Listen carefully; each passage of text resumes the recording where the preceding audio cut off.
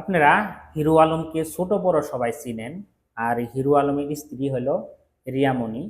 Hero Alam এর আগেও কিন্তু বিয়ে করছিল নুসরাতকে, তো যে কোনো কারণে তালাক দেয়। তো এখন বর্তমান এই রিয়ামণি হিরো আলমের সংসার করবে না, হিরো আলমকে তালাক দিবে। কেন? হিরো আলম নাকি মেয়েদের আসক্ত এবং পরকীয়া করে 4-5টা, এটা ইয়ামুনি বলে।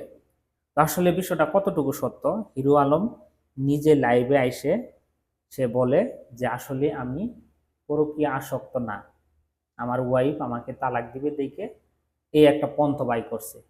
সে মিথ্যা কথা বলে নাই, কারণ পবিত্র কোরআন শরীফ স্পর্শ করে সে বলে যে আমি কোনো মেয়ের আসক্ত না এবং পরকীয়ায় আসক্ত না।